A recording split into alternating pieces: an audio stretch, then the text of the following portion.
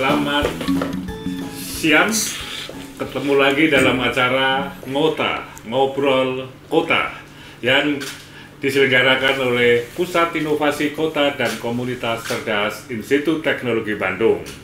Ngota adalah satu program untuk memahami, untuk belajar bagaimana inovasi kota bisa menyelesaikan persoalan perkotaan saat ini.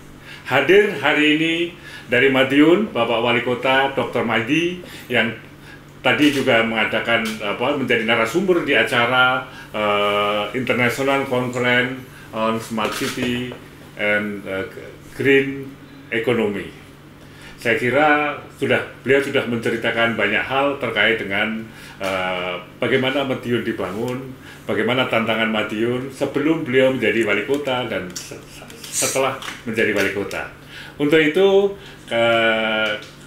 kami tentu saja ingin mendengarkan bagaimana kondisi awalnya kota Madiun, kemudian Pak Wali Kota mencoba menyelesaikan dengan kiat-kiatnya, dengan inovasinya, dan seterusnya. Monggo, Pak Wali Kota. Ya, terima kasih. Siang hari ini saya diberi kesempatan dengan Profesor Wahono di ITB. Memang kita hari ini menjadi dokternya kota yang kota itu tidak sehat menjadi sehat. 4 tahun yang lalu, kota Madiun itu tidak punya sumber daya alam.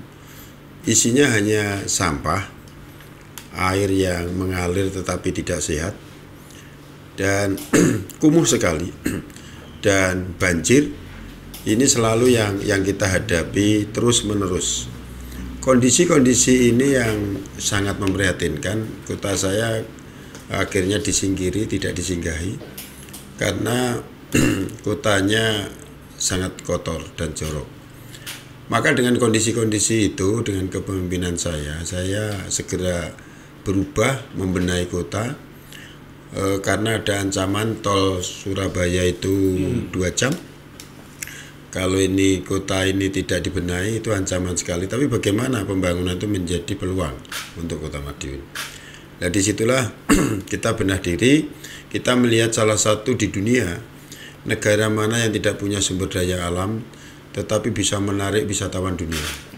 Ini yang saya belajar, inspirasinya ke sana. Di sanalah kita bangun kota kita, akhirnya banjir kita selesaikan. Pembangunan satu program bisa menyelesaikan 6 masalah. Dari kondisi-kondisi ini akhirnya kota saya perlahan-lahan banyak orang datang di Madiun. Karena saat itulah segera kita bangun keajaiban 6 negara ada di kota Madiun.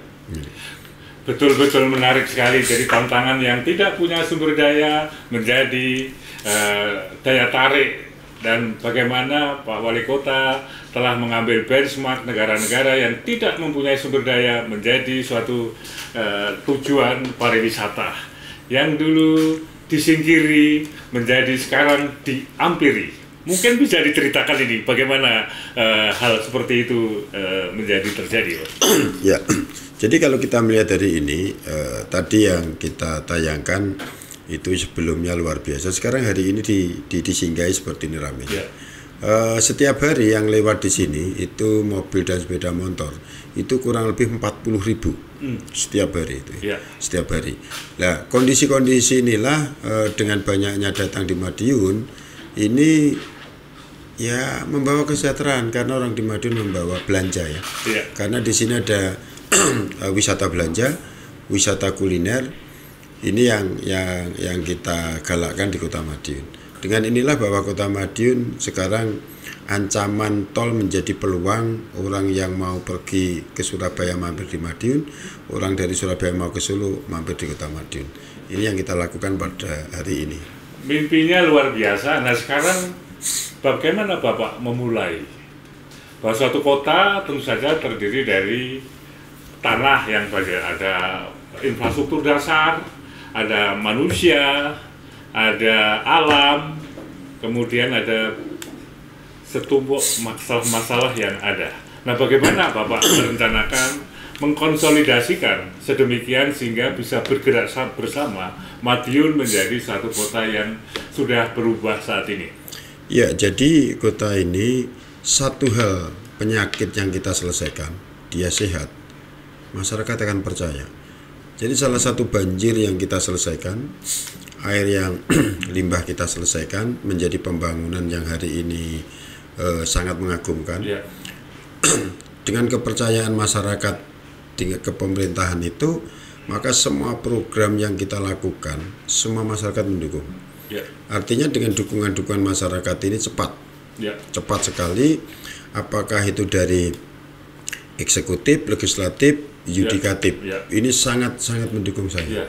Nah, dengan sangat mendukung saya, maka program-program pemerintah ini apa yang kita inginkan, skala prioritas yang penyakitnya harus sembuh dulu, harus kita selesaikan, banjir, limbah, sampah, air kotor, ini selesai dulu. Setelah ini selesai, orang datang, kita harus memberikan pelayanan yang aman, yang nyaman, yang menyenangkan. Dan semua lini, semua lini khususnya yang kita ajak bicara, yang kita ajak musyawarah adalah masyarakat. Sehingga ini pembangunan ini, keberhasilan ini juga keberhasilan saya dengan masyarakat yang ada di Kota Madiun. Baik, terima kasih.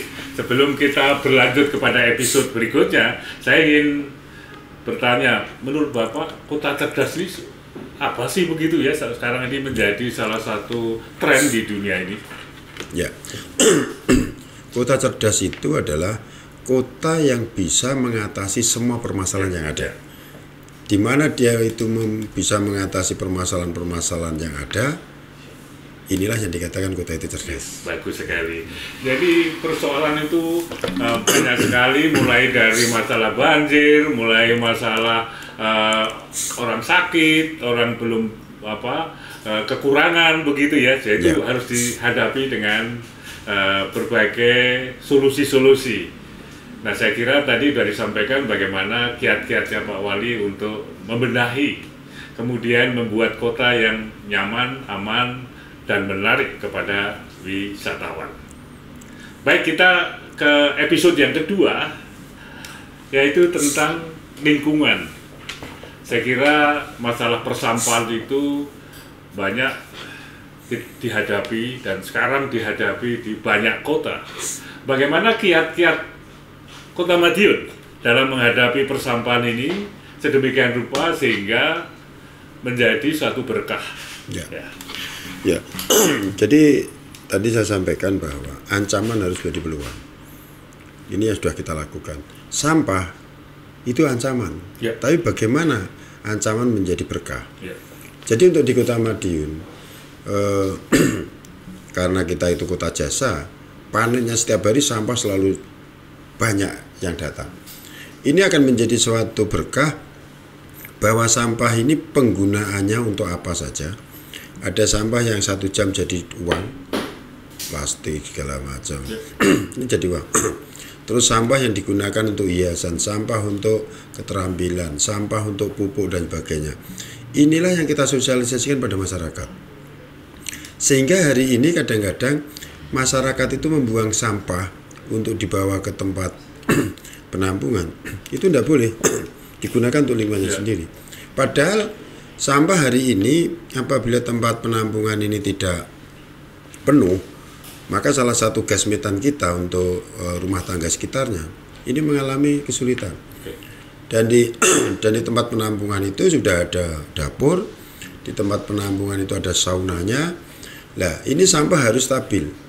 Nah, hari ini sampah kita sampai ke penampungan itu semakin habis karena diambil rumah tangga yang tahu penggunaannya.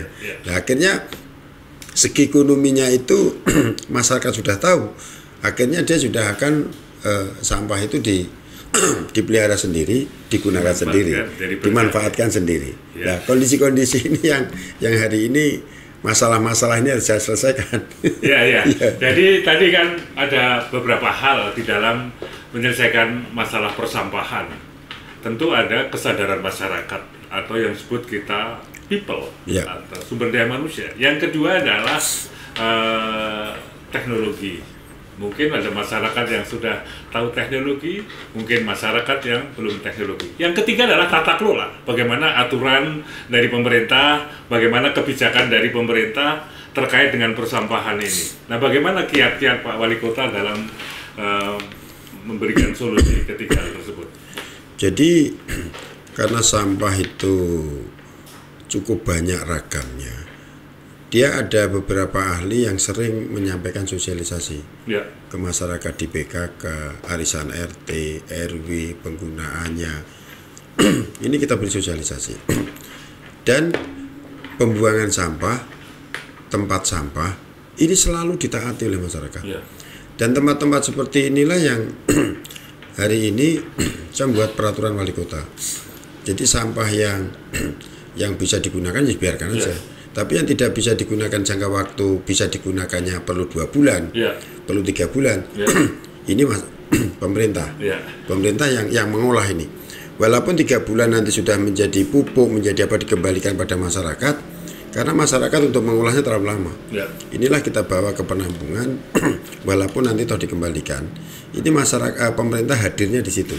Tapi yang cepat jadi duit, ini tidak hadir pun dia sudah diambil sendiri-sendiri. Nah, ini sehingga lahan yang tidur kita bangunkan, yang bangunkan yang bisa nanami pupuk kita kasih dari kompos itu, air kita kasih, bibit kita kasih, ya sudah, semuanya selesai, bisa teratasi. Sistem itu yang kita lakukan. Jadi bagus. Berapa persen masyarakat yang sudah sadar itu, Pak? Karena banyak juga saya temui di beberapa kota, masyarakatnya masih buang sampah sembarangan, sungai tempat pembuangan sampah, dan sebagainya. Berapa persen kira-kira di Madiun ini masyarakatnya sudah aware terhadap sampah adalah sesuatu yang harus ditangani secara serius? Dulu hanya 30%, sekarang Pak. udah 70%. Oh, bagus. Apa caranya? Kita mendidik anak-anak SD, SMP. Di rumah, dia akan menjadi narasumber di rumah itu. Orang-orang tua yang mungkin dulu itu seenaknya sendiri, itu sudah diingatkan putra-putrinya. Ini yang kita lakukan, anak-anak kita didik bahwa sampah yang berkah itu untuk apa, yang kita membuangnya ada di mana. Ini anak-anak menjadi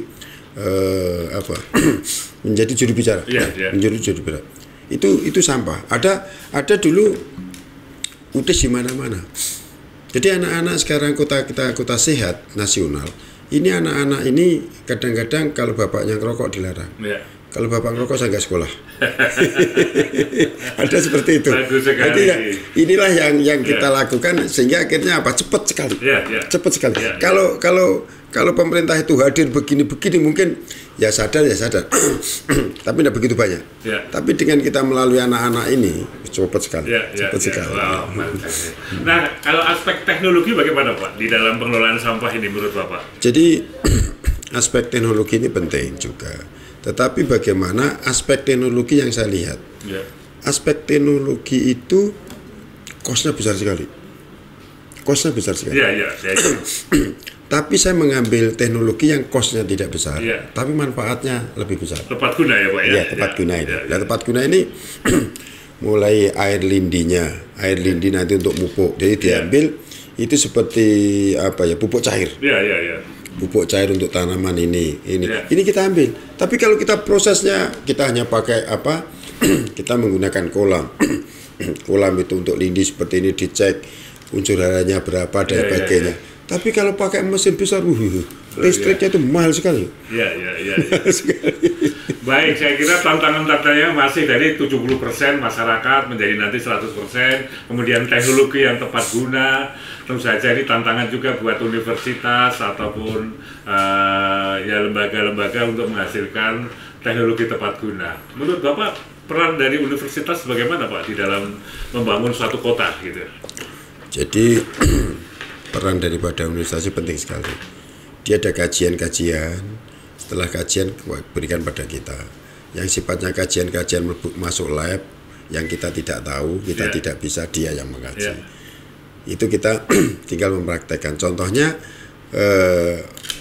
perguruan-perguruan tinggi yang pertanian namanya. Ya. Pertanian ini akan mengaji pupuknya seperti apa. Oh, pupuk ini cocok untuk tanaman ini. Ya. Tanahnya begini. Ya. Yang kita tidak bisa, dia tampil Ya. untuk itu. Ini yang luar biasa seperti itu. Oke, bagus sekali. Kita berlanjut ke episode berikutnya, yaitu episode Smart Society. Nah, Bapak juga punya program untuk jompo, untuk orang tua atau orang miskin. Bagaimana persoalan-persoalan kondisi sosial sehingga akan semakin menaik tingkat kepercayaannya kepada Pak Wali Kota ini? Jadi begini, seorang pemimpin yang berhasil itu tahu perasaan yang dipimpin. Ya. Saya setiap bulan tidur di rumah orang yang tidak mampu. Ya. Dan ada siswanya. Ya. Cara belajarnya bagaimana, persiapannya bagaimana. Saya hadir. Sehingga seorang pemimpin ini akan tahu perasaannya dia, dan perasaannya dia itu yang akan saya wujudkan. Ya. Yang kesulitannya dia akan saya selesaikan. Ya. Nah, kalau ada orang miskin, jangan diberi nasi. Nasinya habis lapar lagi. Ya. Tapi bagaimana cara mencari nasi? Kondisi ini yang kita lakukan. Sehingga anak orang yang tidak mampu ini, dia calon generasi tidak mampu. Ya. Saya kuliahkan. Hari ini sudah 1.250 mahasiswa tersebar di seluruh Indonesia. Ini saya kuliahkan, motong angka kemiskinan. Ya. Kalau ini saya biarkan, hanya diberi beras, diberi sembako, ini tidak selesai. Ya. Jadi, tatkala ini nanti sarjana punya SDM-nya yang bagus, dia kompetitif, dia akan hidup dengan sendirinya. Ini yang kita lakukan. Ya. Dan di samping itu, kegagalan yang dulu masa lalu yang melahirkan ini hari ini tidak terurus. Ya. Jadi jumbo di rumah, terus putranya juga tidak bisa mencukupi karena kebutuhannya sendiri kurang dan sebagainya. Ini juga saya buatkan pondok lansia jalan menuju surga ini, karena orang sakit satu, orang sehat 4 jadi sakit karena ngurusi produktif akhirnya tidak produktif. Ya. Nah, inilah saya buatkan tempat satu, nanti kita rawat. Setelah kita rawat, anaknya, keluarganya silahkan bekerja, sehingga orang tanya di situ, dia akan bisa melihat. Nah, kondisi-kondisi ini di Madiun, angka harapan hidup kita naik luar biasa. Naik. Nah ini, jadi anak yang baru lahir, ibu hamil, ini saya rawat. Ibu hamil itu jangan sampai melahirkan bayi hamil, melahirkan bayi stunting. Nah, stunting itu malah sulit untuk entasnya. Tapi kalau hamil ini biar keluar tidak stunting, lahir tidak stunting, kita kasih gizi, kasih makan dan sebagainya, akhirnya yang bayi lahir itu akan bagus. Ini yang kita lakukan di Madiun seperti itu. Baik, saya kira baik sekali nih ya. Jadi Ngota itu ngobrol kota, itu bincang dengan Bapak Wali Kota, dengan stakeholder kota, dengan pengguna kota, dengan pejabat kota. Nah, yang terakhir kami ingin belajar dari Pak Wali Kota terkait dengan ekonomi. Bagaimana ekonomi di Madiun itu bisa tumbuh sedemikian rupa sehingga menjadi tadi IPM-nya, ukuran-ukuran pertumbuhan ekonominya menjadi baik. Bagaimana kiat-kiat Bapak di dalam meningkatkan ekonomi di Madiun? Jadi ekonomi itu ibarat tubuh manusia itu darah. Ya. Kalau sampai darahnya itu tidak lancar, darahnya ini kurang, tidak akan sehat. Manusia tidak akan sehat. Maka bagaimana salah satu pertumbuhan ekonomi ini, kalau ekonomi itu ingin tumbuh, maka kita harus membesarkan tempat untuk menumbuhkan. Disinilah saya 27 kelurahan itu saya buat lapak UMKM. UMKM di situ ada 40 UMKM, 30 UMKM. Ini untuk tempat wisata keliling. Beda. Dan masakannya banyak yang berbeda-beda. Dan masyarakat sekitarnya belanjanya di situ. Nah, dari kondisi ini perputaran seolah-olah kota kelurahan itu kota kecil. Kota kecil yang bisa menghidupi dirinya sendiri. Nah, dari kondisi inilah bahwa di mana tempat tumbuhnya ekonomi itu kita buat, kita beri sarana, kita siapkan, otomatis pertumbuhan itu akan semakin bagus. Tapi kalau kita tidak membuat tempat tumbuhnya, Tidak bisa lah. Iya. Tidak bisa. Mungkin Makanya pertanyaannya adalah di dalam suatu ide yang baik kadang-kadang ada juga komponen masyarakat ini yang tidak suka begitu ya. ya pasti. Ya. Jadi bagaimana melihat Bapak? Biasanya yang tidak suka ini seperti apa, Pak? Dan bagaimana Bapak mengatasi? Jadi yang tidak suka itu dia punya tempat seperti itu untuk dirinya dia sendiri. Monopoli. Dia merasa bahwa kalau itu ada seperti itu menjadi pesaingnya. Justru dengan adanya seperti itu akan bisa meramaikan dia. Betul. Dengan banyaknya macam-macam ragam yang ada di situ, banyaknya orang-orang wisata datang ke situ. Dan dia tidak akan bahwa dia ini konsumennya dia akan lari. Tidak. Malah justru konsumennya dia itu senang ke situ. Dia sudah langganannya dia, tapi di situ juga berbagai macam. Nah, ke situ bisa ke tempatnya dia, juga ke tempat-tempat yang lain. Itu tantangan. Tetapi setelah kita wujudkan kenyataannya seperti itu, akhirnya dia tahu, wah akhirnya senang, semuanya mendukung. Malah minta fasilitas, Pak ini tambah lampu, Pak ini begini, Pak begini, Pak. Inilah yang kita lakukan. Itulah, seperti itu. Pemimpin adalah seni. Pemimpin harus bisa memahami apa yang ada di masyarakat. Baik, demikian tadi kita ngobrol kota hari ini, bisa berbincang dengan Wali Kota Madiun, kota yang sangat inspiratif, kota yang maju, kota yang lebih baik dari kota sebelumnya dengan perbaikan kualitas hidup. Ngota akan selalu belajar dari atau berbagi pengetahuan dari pengalaman para wali kota, para stakeholder kota yang lain sedemikian rupa sehingga Indonesia menjadi maju. Madiun menjadi salah satu contoh kota yang bisa ditiru oleh kota-kota yang lain. Demikian kurang lebihnya. Wassalamualaikum warahmatullahi wabarakatuh.